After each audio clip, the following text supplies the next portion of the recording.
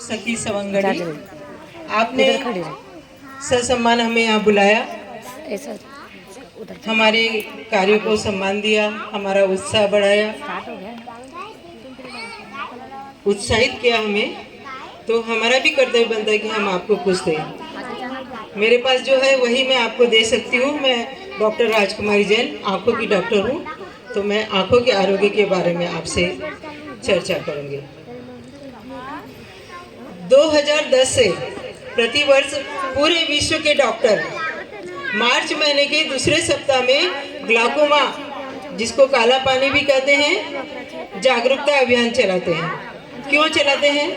क्योंकि अंधत्व का ये दूसरा कारण है और पेशेंट को जब बहुत ज़्यादा कम दिखाई देने लगता है तब समझ में आता है कि तब वो डॉक्टर के पास जाता है और डायग्नोस होता है। और ये ग्लाकोमा ऐसी बीमारी है जिसमें हमें जितनी हमारी दृष्टि कम हो गई है उसे हम वापस नहीं ला सकते। तो अब प्रश्न हो रहा होगा कि ग्लाकोमा क्या है ना? आप लोगों को पता है क्या ग्लाकोमा क्या है? किसी को नहीं पता है ना, इसीलिए हम लोग जागरूकता अभियान चला रहे हैं।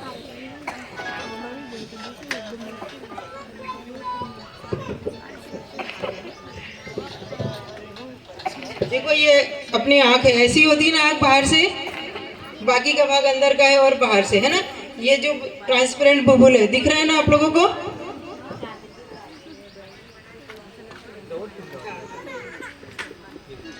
इसके पीछे लेंस है, जो आप सभी को पता है, ये लेंस है।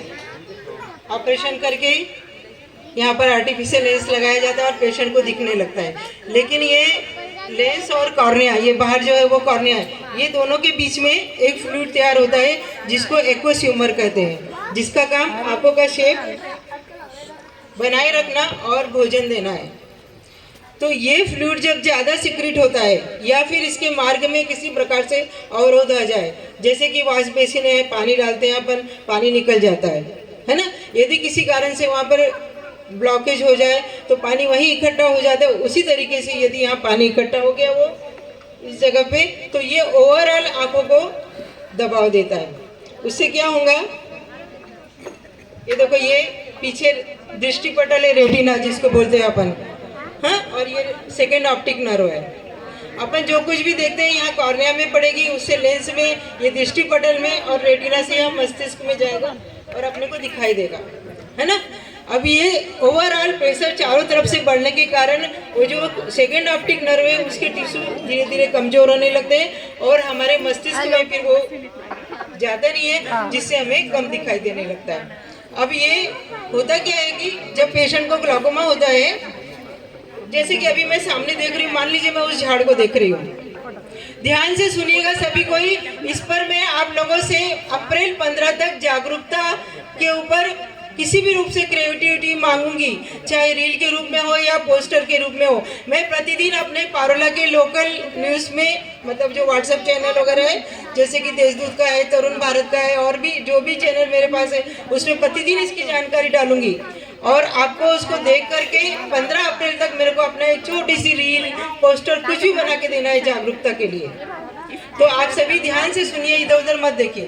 जैसे सामने समझिए कि वो सामने झाड़ है, उसको हम देख रहे हैं, तो हमको वो सिर्फ झाड़ नहीं दिखाई दे रहा है, ऊपर का आसमान भी दिखाई दे रहा है, ऐसे सीधा देखने में बोल रही हूँ मैं, नीचे की धरती भी दिखाई दे रही है, आजू बाजू का भी दिखाई दे रहा है। ग्लाकोमा में क्या होता है कि पेशेंट को वो झाड़ तो दिखाई दे रहा है, लेकिन आजू बाजू का धीरे धीरे ब्लड हो जाता है और उसको पता नहीं चलता, क्योंकि आजू बाजू का ब्लड हुआ, वो झाड़ दिख रहा है, झाड़ दिख रहा है ना? ट्यूबुलर विजन बोलते हैं उसको। तो पेशेंट इसलिए बहुत लेट डॉक्टर के पास जाता है और जितनी दृष्टि चले जाती है वो हम वापस नहीं दे सकते आपको। इसलिए हम लोग प्रति वर्ष पूरे विश्व में मार्च के सेकेंड वीक में ग्लाकोमा जागरूकता अभियान चलाते हैं। अब ये 40 के बाद होने की संभावना ज़्यादा रहती है, इसलिए 40 के बाद करीब प्रति वर्ष अपने को आई चेकअप कर लेना चाहिए, ठीक है? और इसकी संभावना ज़्यादा होती है जिनके परिवार में ग्लाकोमा हो। तो जिनके परिवार में ग्लाकोमा है उन्हें शुरू से ही करते रहना चाहिए कि उन्हें ग्लाकोमा तो नहीं हो गया। जो पेशेंट को किसी बीमारी के कारण स्टेरॉइड की आवश्यकता लेना पड़ता है, स्टेरॉइड, उसको भी होने की संभावना होती है, तो वो पेशेंट को भी अपनी आई चेकअप करा लेनी चाहिए कि उसे कहीं ग्लाकोमा तो डेवलप नहीं हो रहा है। ठीक है। और किसी को जो डायबिटीज़ हाइपरटेंशन के पेशेंट है या पर किसी प्रकार की चोट लग गई आँख में, उनको भी ग्लाकोमा होने की संभावना होती है। ये मैंने बताया आपको कि किन किन कारणों से जल्दी हो सकता है ना। और इसका एक बार हो गया तो हम वो दृष्टि कम जो हो गई वो हम वापस नहीं ला सकते। इसलिए आप सभी से निवेदन है कि थोड़ा सा केयरफुल रहिए और ध्यान से सुनिए। मैं प्रत्येक दिन अभी डालूंगी जो व्हाट्सएप ग्रुप मेरे पास है पार्लर के, और 15 अप्रैल तक आप उसमें से अपनी क्रिएटिविटी क्योंकि हो सकता है हम डॉक्टर से भी अच्छा आप लोग कुछ ऐसी जागरूकता का बना दे पोस्टर या रील जिससे पब्लिक अवेयर हो, है ना। तो मेरे ख्याल से धन्यवाद।